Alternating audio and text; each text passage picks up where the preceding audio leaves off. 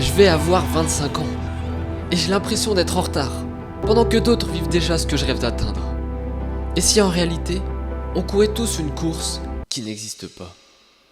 Je regarde autour de moi et je vois des gens de mon âge qui semblent tellement réussir. Certains sont déjà mariés, ont des enfants, ont une carrière incroyable, une maison, et réussissent sur YouTube. Pourtant, il y en a d'autres qui galèrent beaucoup plus que moi. Mais pourquoi est-ce qu'on se compare tout le temps? Et est-ce que ça sert vraiment à quelque chose? La comparaison, c'est humain. On a toujours envie de savoir où on se situe par rapport aux autres. Mais la vérité, c'est que se comparer, ça peut être un piège. Parce qu'on ne voit jamais l'histoire complète des autres. On compare souvent notre coulisse à leur scène principale. On sait seulement ce qu'ils choisissent de montrer. Et aujourd'hui, avec les réseaux sociaux, cette comparaison elle est encore plus intense. Sur Instagram, TikTok, Facebook, on ne voit que les moments parfaits des gens. Des vacances de rêve, un couple heureux, des annonces de succès. Mais combien de ces moments sont arrangés, voire totalement faux? Et on ne voit qu'une partie de l'histoire. Peut-être qu'il a eu tellement de galères. Peut-être que dans leur couple heureux, il y a plein de situations à côté qui sont très compliquées. Ce qu'on voit en ligne, ce n'est souvent qu'une version idéalisée de leur vie. Et nous, on se compare à cette illusion. Cela peut nous faire sentir moins bien, qu'on n'avance pas comme il faut, qu'on a du retard par rapport aux autres. Alors qu'en réalité,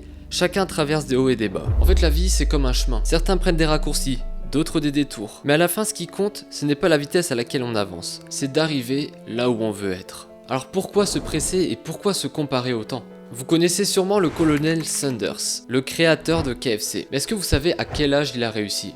62 ans. Et oui, 62 ans avant que son idée ne décolle.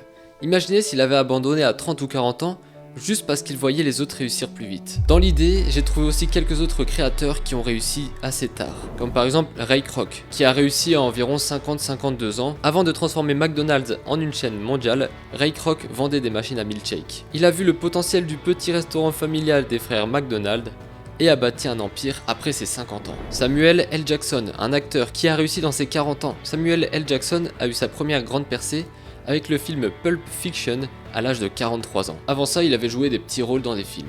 Et enfin, un dernier exemple pour la route, Henry Ford, qui a fondé Ford Motor Company. Il a réussi à environ 45 ans. Il a créé le célèbre Model T et révolutionné l'industrie automobile avec l'introduction des chaînes de montage lorsqu'il avait 45 ans. Mais alors, est-ce que se comparer peut quand même avoir du bon? Oui, mais à une seule condition. Il faut que cela te motive. Si tu vois quelqu'un réussir, dis-toi que c'est aussi possible pour toi. Il faut transformer cette comparaison en inspiration. Mais le plus important, c'est vraiment d'avancer à son rythme. Regarde ce que tu as réussi aujourd'hui et regarde comment tu étais avant. Sois fier du chemin que tu prends.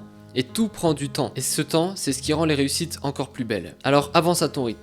Crois en toi et souviens-toi que la seule personne à laquelle tu dois vraiment te comparer, c'est celle que tu étais hier. Je sais qu'aujourd'hui, surtout avec les réseaux sociaux, ça devient super compliqué de pas se comparer. En plus aujourd'hui sur internet c'est beaucoup plus simple de réussir, de créer un business qui peut rapporter. Donc forcément quand on voit les autres réussir peut-être en peu de temps, ça peut nous frustrer. Mais n'oubliez pas que déjà les personnes montrent ce qu'elles veulent. On ne connaît pas toute la vérité derrière, on connaît pas leur parcours non plus. Et ce qu'il faut c'est vraiment réussir à avancer à son rythme, garder ses objectifs en tête et continuer à bosser dessus jusqu'à y arriver. Je sais que c'est vraiment compliqué, moi aussi j'ai encore du mal aujourd'hui, c'est pour ça que je me limite les réseaux sociaux, j'essaye de ne plus y aller dessus, sauf pour poster des créations, et quand je vois que je me compare à quelqu'un, j'essaye de vite chasser cette pensée de ma tête et me focus sur mes objectifs. Petit à petit, je vais y arriver, et je sais aussi que toi, tu vas pouvoir le faire. Voilà, j'espère que cette vidéo t'aura aidé, merci de l'avoir suivi, on se retrouve la semaine prochaine pour la prochaine vidéo, salut tout le monde.